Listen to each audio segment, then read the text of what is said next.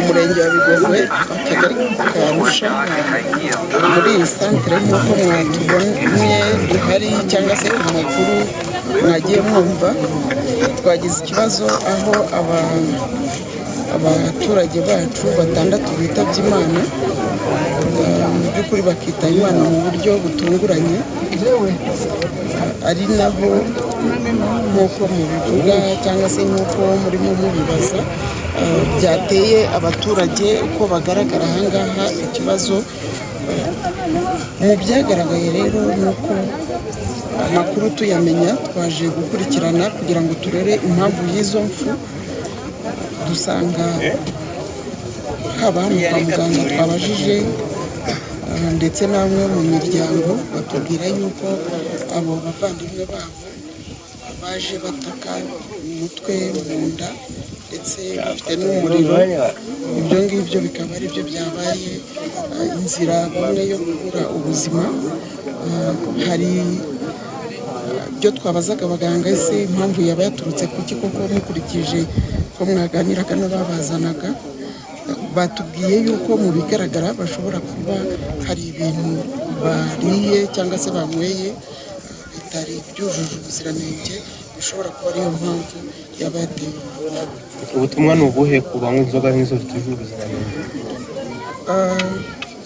Ubutumwa bwa mbere ntabwo ari byiza ko umuturage uwo ari we wese si n'uyu munsi tubivuze n'igihe cyose ko afata arya cyangwa anywa ibintu atazi aho byaturutse cyangwa se ibintu mu by'ukuri navuga yuko atashishojeho neza.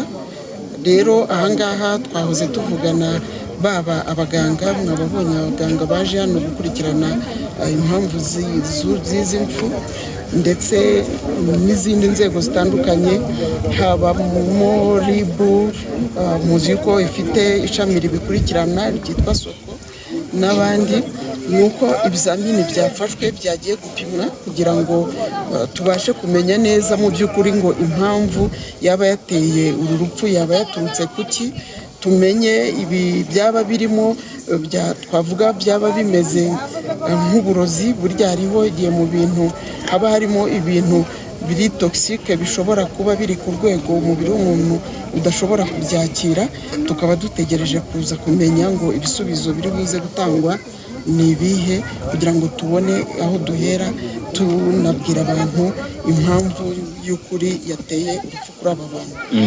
Gusa ntabwo twabura natwe kubwira abaturage bacu ko bakwiriye kugira umuco wo gutanga amakuru ku gihe.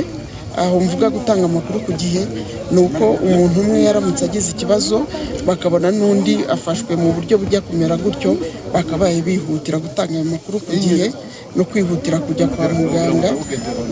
Ikindi ni icy'uko ntabwo ari byo si na byiza kandi duhora tubibigisha ko nta muntu ukwiriye kunywa ibintu abonye uko byaba bimeze kose. Ikindi ni uko kugira ngo tuduhashye ibibazo byose bishobora kuba ku bantu bakoresheje ibintu bidakwiriye babikoresheje mu gihe kitari icyabyo turagira ngo tubasabe ko bajya batugaragariza ahantu hashobora kuba hakorewe ibintu muri kominote bakatuguha amakuru kugira ngo ba bantu bacu bahegereye babe bakurikirana bamenye wenda ngo ahantu aha n'aha hari ibirori ariko harimo harakoreshwamo wenda ibintu bishobora gutera ikibazo. Ibyo byose ni ukugira ngo dusangire amakuru twirindire ubuzima. Twese turabizi umuturage ku isonga buriya umuturage ku isonga ari we abigiramo uruhare ari natwe nk'ubuyobozi tubigiramo uruhare ariko ikihutirwa cya mbere ni icyo gusangira amakuru kandi vuba dushaka igisubizo cyo gukemura ikibazo gihari. Turavuga bapfuye ese hari abakirembye bamerewe bate ese haba hari n'abatawe muri yombi bari hapfuye abantu 6 babiri baracyari kwa muganga. Icyo ngicyo kugeza ubu ngubu nicyo kimaze gukorwa. Ikindi ni uko ahantu bari bafata niba ari ibinyobwa cyangwa amafunguro byo dukeka abo bantu nabo turabafite kugira ngo tubashe gukora iperereza. Dukunda Eric ufite imyaka ingahe? imyaka 22. Utuye aha ngaha? Twebwe nje mbangaha ariko mu rugo ni Rubavu. Okay, byagenze gute hano? Wangara sibwo waba ko byagenze bitera amakuru wakiriye ntago? Anga amakuru twakiriye nuko hari abantu baje kuva ahantu ari ngagakoko kaje ahantu. None tukumva umuntu arangije tukumva ngo yamanje yagwa umutwe. Noneho birangira aje kuva mu mubiri. Haza n'undi gucyo banga icyorezo. Bari basangiye se? Ya benshi n'ibyo ngo bari basangiye iki?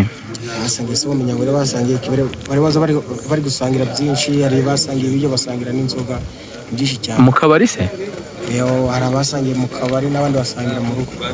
Ariko mushiti wanjye bari kuvuga ngo iyo nzoga banyweye ngo niba yitwaga Rubingo, niba yitwaga gute, hari izina ryayo mwe mu kibuka? Ni Kanyanga.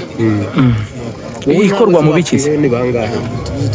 tumaze kumenya abantu bapfuye 6 n'abandi babiri bari kwa muganga. Ariko ngo bahumye bari kwa muganga? Yego bari kwa muganga bahumye. N'agahinda kuri uyu musozi n'amarira bimeze bite wabisobanura gute?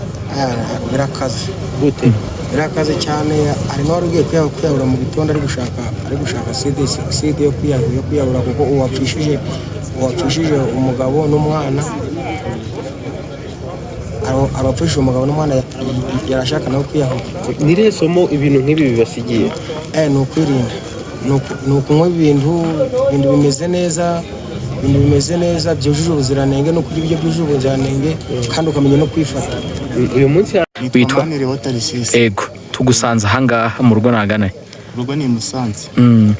Hano amakuru wakiriye hano byagenze gute? Amakuru nanjye navuye mu rugo ejo naje nsanga ibintu byabaye, bavuga ko hari abantu bahuye n'ibibazo barapfa, ariko nkumva bavuga ko ari inzoga zabishe, nanjye niyo makuru numvaga bavuga.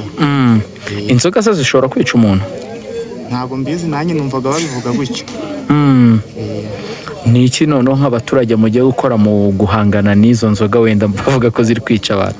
Ni ukuvuga ngo ni ugutangira amakuru kugira abo bantu bari kuvuga izo nzoga zisha abantu, umuntu akaba yatanga amakuru, yakumva hari abacuruzi ibintu biri kwica abantu, akaba yatanga amakuru, inzego z'ibanze zikaza kubafata.